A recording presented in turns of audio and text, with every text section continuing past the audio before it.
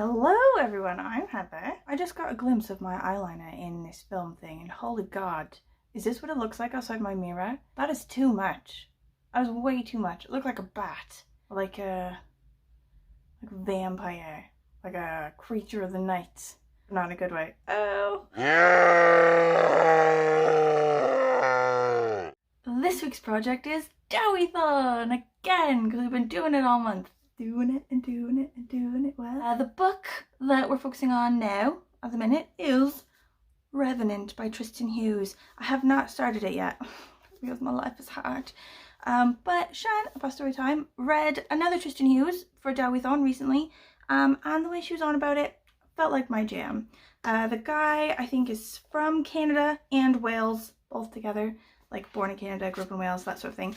And I think in general, I've heard his writing reflects that, you know, a bit like rugged wilderness type Canadian type stuff, but also with a Welsh flavour. So I'm excited to start that. Also, thanks to Scott at Gunpowder Fiction and Plot, again, he keeps doing sort of videos to do with various prizes, you know, like the Women's Prize, and this time it was the Jalak Prize.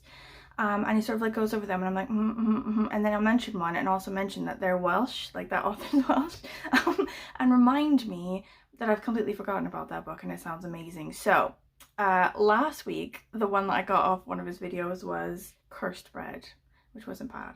And the one I just got off his video now, the Jalak Prize one, is Takeaway by Angela Hui.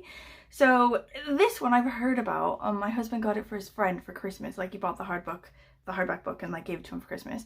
So I wanted to read it for a while, but I completely forgot that it exists. So I've gotten it on Audible. What? I've been listening to it already, doing a bit of work, and I like it. It's about this woman who grew up in a Chinese takeaway restaurant. Like the family owned the restaurant and ran it in Beddau. So it's sort of a bit rural, a bit isolated. It's like South Wales valleys. So she was the only Chinese family, or like one of very few families that weren't like white Welsh. Do you know what I mean? And she was saying in it that it's like by engineering that like people tend to be the only Chinese families in these tiny places in the UK because they're trying to avoid competition. Like I never really thought about it before, but yeah, like why is it that there's only one Chinese takeaway in like all these places? And I can see like, you know, they want to have their pool of people for the Chinese and then not sort of like dip into anyone else's pool. And I'm quite enjoying it. Like she's talking about sort of prejudice against like Asian families and stuff and how she feels like pigeonholed into this like model minority type thing, feeling the stigma of that. But also she's sort of like describing her family and it's quite sort of heartwarming and funny. Like her dad seems a bit of a character, but obviously her parents, like their whole lives have been about like really hard work, you know, for their family. I don't know, how she talks about them is like nice and heartwarming. So that one and this one are on the docket for this week. Nothing on this weekend. What? I'm completely free this weekend. I have literally nothing on. So, you know, let's go wild. Read some books. Get some takeaway. Like, now that I've been listening to this thing, now I really want some Chinese food. Get some prawn crackers in. Have a bit of reads. We'll see. Oh my god, my eyeliner. I swear. Like, this is ridiculous. I'm gonna have to fix it. I can't wear this to Welsh class. This is like 2003 Heather. Like 2003 Heather at a punk show. Like if I don't start acting way more misunderstood and like moody and like I need a car, you know, it's not really gonna match the look. Oh my god, I've just panic booked loads of crap for hay. Like I had like a whole list of things I was gonna try to get and I've like written them out in the way that makes them easiest to search for, you know, like you gotta get in there quick. It's like Beyonce, you know, when the hay festival tickets go on, you gotta have like a bunch of different devices, you know, you gotta be in the queue, you gotta be getting that shit. Anyway, I got all the ones that I thought were going to be hardest to get. David Walliams and Barbara Kingsolver. I thought those were going to be really hard to get, okay? So I put them at the top of my list. Like, I'll get those first and then I'll worry about the easier ones to get down the bottom. And I've managed to get David Walliams, Barbara Kingsolver, and Jacqueline Wilson. And then all, like, the crafting workshops I went to get for my kid. But the one that I didn't get was the Horrible Histories one. Which is really weird. Like, maybe just, like, the room that they got it in, like the group that they planned for it to be was really small, like, you know, 20 people or whatever, so that sells out really fast. But they said everything would go live at noon, and I knew they were lying. It is 10:30. I knew they were lying to me. I knew it, so I just kept checking it. I've been checking it, like I haven't showered, I haven't done anything. I've been checking it since I first logged into my computer at 9 o'clock. So like I've just been like refreshing and like looking to see if I can get tickets, blah, blah, blah, and then bam, I was able to do it. But it was about 20 minutes or maybe 15 minutes or so from the last time I checked. So in that 15 minutes between like roughly 10:15 and 10:30 or whatever, all of the horrible histories, like somebody, like loads of other people are also doing what I'm doing. They know that Hay Festival is going to lie to them and tell them that it goes live at noon, but it doesn't. So they were all checking them as well. And they, in that 15 minutes, have managed to book up the horrible histories things, which is super annoying. But I'm so pumped that I got David Walliams, Barbara Kingsolver, and Jacqueline Wilson. So it's mainly going to be like a kid time this year as well. Like just mainly stuff for my kid and I to do. And like my husband's going as well because, you know, he likes to drink beer there and just like tag along for the vibe. But like eventually, like I am doing one adult thing, the Barbara Kingsolver thing. I've booked a craft thing. So my husband can take kiddo to the craft thing while I'm in Barbara Kingsolver, like get my rocks off. But, I think eventually I'll be able to have like an adult time there as well. Last year I had 2 weekends. I had a weekend of kid stuff and another weekend with different people of like grown-up stuff. But it's hard to do. Like, I feel like it's hard to find people who are into Hay Festival stuff and also have time to go to Hay Festival in the week, you know, like the people who are into Hay Festival seem to be people that don't tend to have time to do it. Do I mean? Anyway, when Anwen's like roughly 14, we'll do grown-up stuff together. I've only got to wait another 5 years or so. But anyway, yeah! Also, there's like a rooted forest school, which is like a nature crafting thing, and also an animation studio where you can like do your own animation stuff. Like I wanted to do the one that was like grown-up collaging, but that's on the weekend where I'm in London for like this hoopla thing, so it didn't really work out. Anyway, okay, now I'll do actual work. My god. Okay, small story time now. I'm doing this thing for work where I'm trying to book me and some people in my department to go to a conference in Warwick in the summer. And the person who booked all this stuff for the conference, she was like, okay, you're booked on, blah, blah. I was like, oh, thanks. And then I just sort of like said back, like, you know, regarding travel and accommodation and etc. Let me know if you want me to do my own, you know, because I don't want to be that dick who makes someone else do my own travel, you know, like I don't know how to book that because it's been about 10 years since I traveled for work and it's like a completely different system now and everything. I'd have to bug the people in finance for roughly 9,000 years to figure it out. But I'm willing to do that, you know. And she responded to that email with, thank you for volunteering to do your own travel. Actually do everyone's travel. Thank you. So, I don't know how to do that. I just been messing about with it. Like, there's like a system online where you do it, and I've been fucking that up really bad. And sending out emails to all these other people going, do this. And then she's responding with, don't do that. Like you're putting loads of money on someone else's project code. But I finally figured it out. Finally did. And I sent her a thing and I was like, how does this look right? And she's like, yeah, that looks right. And it's like, well, if you were the person who knew how to do it, you should have done it. But like, whatever. I'm a person who enjoys new things. Doing this whole project that I know nothing about was way better today as a thing in my estimation than just doing the stuff I normally do all the time.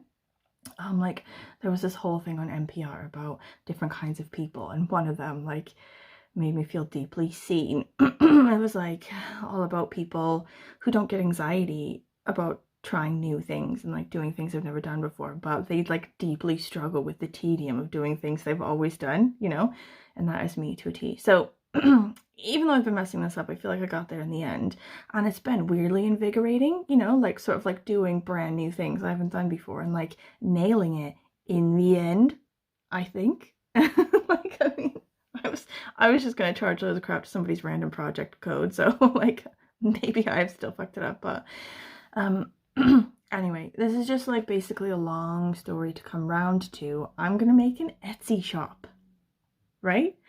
I know those things don't really seem related. However, the invigorating feeling of doing something brand new and sort of messing about with it and then coming round to the right way in the end has like made me feel like, so Karen at Roving Reader, she's just said to me now, she's like, when are you going to make an Etsy shop for your zines?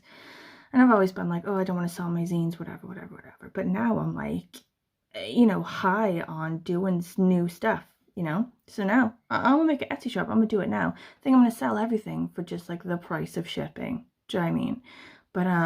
But yeah, I'm gonna do that now. I've been going through like the thing, like I had to come up with a name. I'm already stuck. I don't know a name. And then now it wants to take pictures, or it wants me to take pictures of my stuff. And I was like, shit, I'm gonna have to do my nails. So I've done that. Even though I haven't showered. What's up with my hair? I don't know what's going on with it. It's just bedhead gone crazy. Anyway, sorry for that long story. Story time. Okay, I've done it. I've made an Etsy. I still haven't showered. But did you know Etsy's expensive? Like, I thought you could list things for free and it only sort of took money off you when you got money in, you know, like the person would pay you for the thing and then Etsy would take a bit off you, like that. But no, you have to pay to list it.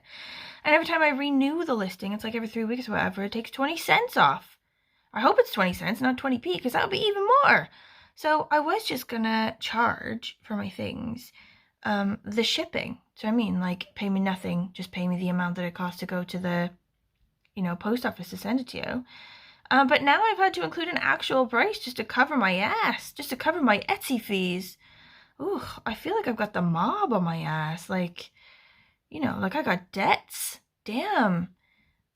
This is actually a bit stressful, but we'll see how it goes. I have plugged that in, like the card I plugged in to take these fees off me is my credit card, like as in this could be next month's problem.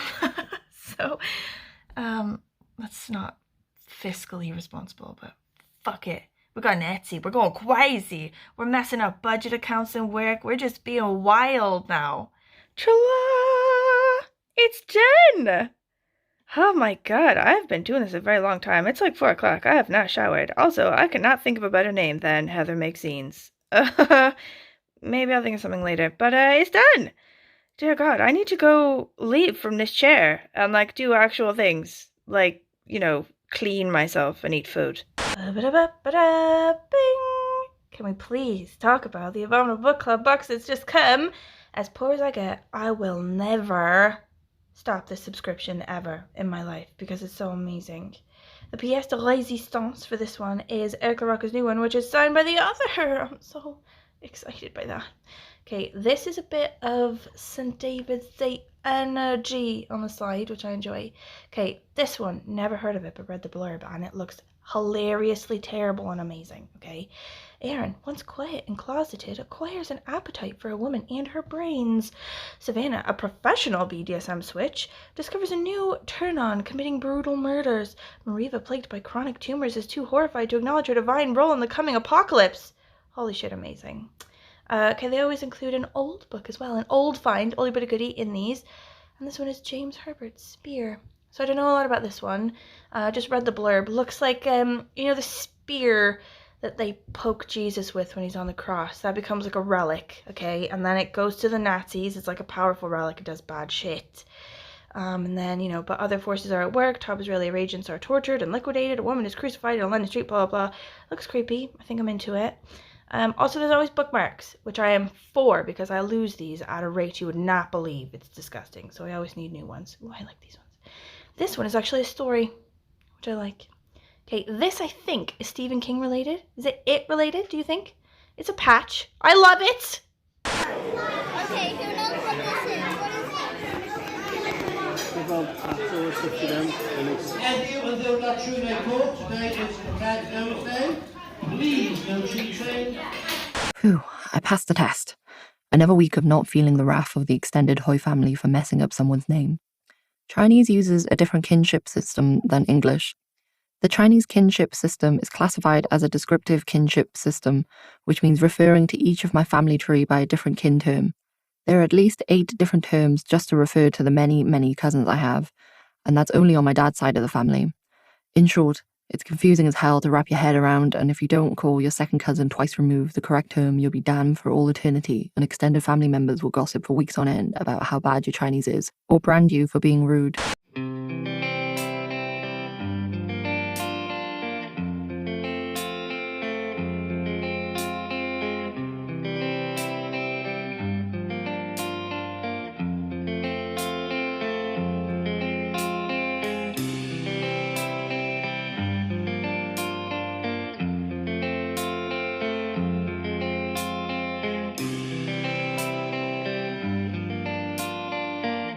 listening to this audiobook is making me desperate for Chinese food. It's ridiculous. I've never wanted anything more in my life.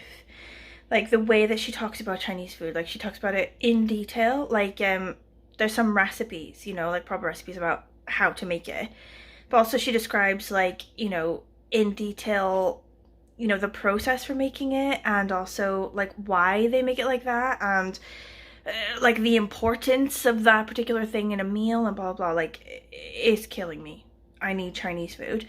So I said to Jay that for tomorrow, for Mother's Day, it's Mother's Day in the UK tomorrow, for Mother's Day I want Chinese food. That's what I'm having. That's my present. In the meantime, I've tried to find some sort of Chinese noodles in my house. I know that we used to have some, but now apparently we don't. So we just have ramen. So I tried to make ramen, but then it's just sort of morphed into like a sort of Japanese meal instead of a Chinese meal. So it's gonna be good. I'm not hating it, but it's not gonna scratch the itch like I need it to. But anyway, this is what I'm having. This is the final deal. Ramen, avocado, radish, some like dumpling things I found in the freezer, and some sauce I tried to make, but can't remember how to make sauce. So it's like soy sauce, vinegar, honey, and some other crap I found in the cupboard. Like hopefully that'll be okay. It smells nice, so we'll see how it goes. Anyway, I think I'm enjoying this book. It's maybe a bit boring in places, like sometimes. And also the way that the author reads her own book, like the audiobook is read by her, and her performance of it is like she does not give a fuck about her book. Like she hates it. Like it's like, and then we go to the takeaway and we spend all day at the takeaway doing service, and then it's night. Like her performance of it I think is not good, but the actual book and the stuff she says, a lot of it is quite interesting. So she's on about now, her parents are from Hong Kong, so for her to have full like access to citizenship in China, like to be a full Chinese citizen and to like be able to vote and stuff in Hong Kong, she has to like top up her residency every so often. She says she sees it as like a phone top-up card. You've got to like put money on it when you run low. In that, she has to spend so much of her time every year in Hong Kong, or else she loses access to Chinese citizenship benefits. Like she can't vote and she could be deported and like crazy stuff like that, which is really interesting. And also she's on about Chinese school. So like, you know, in My Big Fat Greek Wedding, that movie where they all have to go to Greek school because their parents are Greek and they want them to sort of like be able to speak Greek. It's the same. She goes to Chinese school with a bunch of other kids who she says are all like kids in Wales of Chinese takeaway families. So like they all go to their Chinese school and then they go away off to their like Chinese takeaways throughout the valleys and what have you. She was also on about how her family and like her like big extended family, whatever, all meet in this place called Happy Gathering in Canton in Cardiff, and I've been there a couple times and it's brilliant. I love it so much. She was like describing the decor of like a massive fish tank in the wall and like gold plated like chairs and stuff like that, and it's brilliant. I love it so much. Like maybe instead of having like a Chinese like takeout like eat in meal for Mother's Day tomorrow, maybe I'll try to like get into the Happy Gathering. I don't know if it'll probably be booked up actually for Mother's Day, but I'll see. Like that could be ace. If you're wondering how far I am in this book, I'm on the second page. Thank you. Alex from Stay at Home Reader, I think, she was on about how she's carrying her book around from place to place like a fashion accessory at this point because she's so caught up in other things and like the baseball and whatever, she never actually reads it. And that's basically me to a T. Like I've been walking from room to room in my house and like doing things and going out and blah blah blah and carrying my book with me everywhere I go, and literally I've only read the first page, so it's not going well, if you were wondering for an update on that. But the first page of the book was very atmospheric. Okay, so I'm very excited to eventually get to that second page. Just not right now because I gotta go out. Okay. James went round to his friend's house to watch the rugby. And I was like, good riddance because I hate the rugby. Just get out of my house. But now, I guess the main part of the rugby's over. It's Super Saturday, whatever the hell that means, where there's like 90,000 games on all at once. Like we cannot possibly have less than 94 games. And now the most important ones are over. Wales is out of it. And now it's just like an England and something game, and they said they've sort of stopped watching actively So he said I should come over and we'll chat and drink and stuff. Like I needed to make sure 100% that the rugby was not going to be the central focus of this evening, or else I wasn't coming. But he said, no, definitely come. And then he said, also bring more beer because I'm out. And now I realize that's why he wants me to come. Not because he loves me and wants my conversation and thinks that the rugby's over. No. He's run out of beers. I'm still going though because it's Saturday night and I want to drink beers as well. It is what it is. I think I'll take the Revenant with me so I can show it things. You know, I'm not actually going to read it, but I can treat it like my child and introduce it to things like, look Revenant, this is where I buy beers. Put it in my bag. My emotional support book. They do have that compared to Wales. Donut. Ah! Cuckoo. Oeh, mijn verg fach. Anwen, Johan. Roedd Heifer yn hoffi Anwen. Aeth nhw I Nero a Juno Lounge.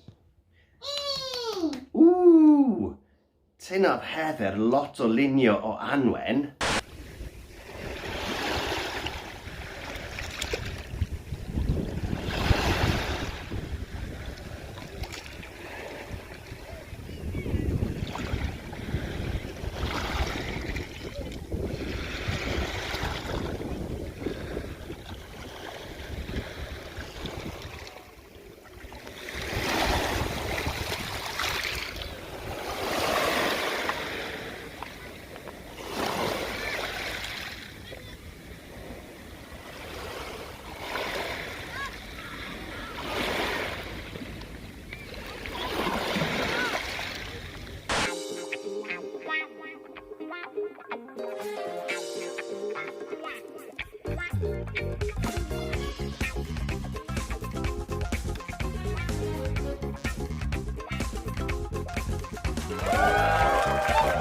Y'all, I think my Chinese food gave me mad dreams. Like, they were wild.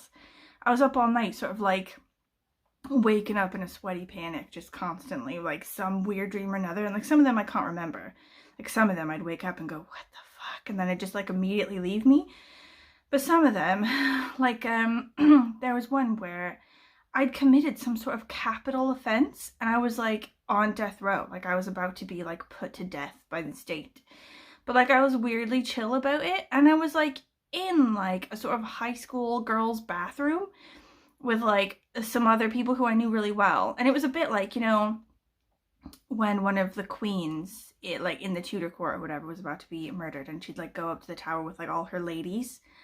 It was sort of like that, but it was like a high school girls' bathroom, and like my ladies were like, you know, my friends or whatever, and they were like, how are you feeling about it for tomorrow? And I was like, I feel okay, honestly. Like, for me, dying is nothing, but like, you know, I just feel bad for my family, you know, like my parents and like, you know, my husband and everyone. Like, if I could just give them a part of me, you know, like I know there's Anna and everything, but she'll miss me as well. Like, if I could just give them another part of me. And then I was trying to get, like, apparently then suddenly there was a gay guy there. And I was, like, trying to get him to make a baby with me. So then it would, like, put off the execution. And then when I was executed in the end, there'd be, like, a baby left behind that I could, like, give to my family in, like, you know, like, replacement of me. Anyway, it was wild. But, like, long story short, basically, me in the kitchen eating the leftover Chinese at like 2 in the morning, listening to audiobooks and like reading and what have you. I finished that takeaway, but I'll talk about it in a sec. And started another one by Joe Dunthorne called like Wild Abandon or something. Listened to that for quite a while and then binned it off, decided to DNF it because it wasn't my jam. It was about like these two kids on like a rural commune or something, and it's supposed to be sort of funny, but it was funny in the sort of way I'm not into. Do you know what I mean? Like, I don't know, it's hard for me to explain this kind of funny, but I wasn't into it, so I just binned it off. And then also I read quite a lot of this, Revenant. I'm already on like page 35 or something like that, just sort of like hanging out in the kitchen eating food. First of all, takeaway. I think I'm gonna give that 3 stars. So, I found loads of it super interesting, and also I quite liked that it had like a Wales setting, you know. Quite a lot of books and stuff talk about an experience, you know, from a sort of first generation point of view, you know, but it'll be, you know, say the US or the UK, but somewhere I don't really identify with, somewhere I don't really know well. So it was sort of new to have a book specifically to do with first generation Welsh. Do I mean where her parents were from somewhere else. And it was quite interesting to sort of hear about like growing up in a takeaway as well, because I go to Chinese takeaways quite a lot, and there are often kids in there, you know, sort of like helping out or like doing their homework just like in the like phone space, you know. And I like I've seen them there and I've been like, oh, you know, they're cute or whatever, but I've never really thought about what it must be like to grow up in a takeaway, so that was really interesting. But the rest of it, like how she tells her story, I can't quite like nail down what it is. So part of it I think is how she performed it, how she read it out. She read it out like, I don't know, like she could not be fucked whether you like the story or not. Like even she's tired of her own story. So there's that, like maybe I should just read the book like, you know, on actual pages and give that a go. But also something about like the tone of just the words, like the story that she was telling. Like, I don't know, is it possible that she didn't have her own heart in it? Like, it wasn't moving, it didn't move me. And not all books are supposed to move you. Do you know what I mean? Some of them are just supposed to be funny or informative. But with a memoir, especially a memoir of someone who's not a celebrity, like you don't know them already, you want it to like hit you somehow. You know, like, wow, your life is crazy. Or like, wow, like your viewpoint on that is like really profound or something. And I mean, like, I don't want to take away from her struggles in life. She's clearly had more struggles than me in life, I think, and also definitely her parents did. But the way she was sort of talking about it, like, there was no heart in it. There was no heart in that. It's hard to pin down what it is, but I'm gonna go with 3 stars on that. It was okay. I found it interesting. Okay, I think I'm liking this one, right? It's not as, like, poetic, or like the language isn't as like, you know, beautiful and profound as I thought it would be based on what I thought I knew about this author. But I'm still enjoying it. I like it. It's a bunch of different narratives, so each sort of person in it tells their story, you know, interspersed between chapters, you know, and then it jumps a guy, and then it jumps a guy, and then it jumps a guy, like that. And it's a bunch of adults who used to be friends together on Anglesey, like the island. It's like a sort of, you know, northern rural Welsh location. They all left, or some of them left. And they're all coming back now for like the anniversary of something, and we don't quite know what the anniversary is, but they've alluded to the death of one of their friends. Anyway, I think I'm really gonna like this one, so I'll keep going with it. That Chinese food, man, that threw me through a wild loop, I swear to God. Okay, I was hoping to finish my book before finishing off this vlog, but I just realized the timing on this one is hella long, so I feel like I need to finish it now. Wah, wah, wah. I guess I'll update you on the ending next week. But as of right now, I'm a little more than halfway through it, and I'm enjoying it. I like it. Tristan Hughes, I think I like him as an author, and he's written quite a lot actually, and all of them are in our library, like I think it's like 4 or something, and loads of them have awards, you know. So I think I'm a fan now. I quite like his writing style, and also the characters I like in this. It's 3 adults. They've all come back for like the commemoration of their friend's death. There's 2 guys and a girl, and each of them get like their own narration. You sort of get in each of their heads. And they're quite well developed characters. Like one of them's like this sort of cocky, sort of shit talker type dude. And another one's a bit sort of, he had a stutter as a kid, and his mum like left him when he was little, and he's like quite insecure about stuff.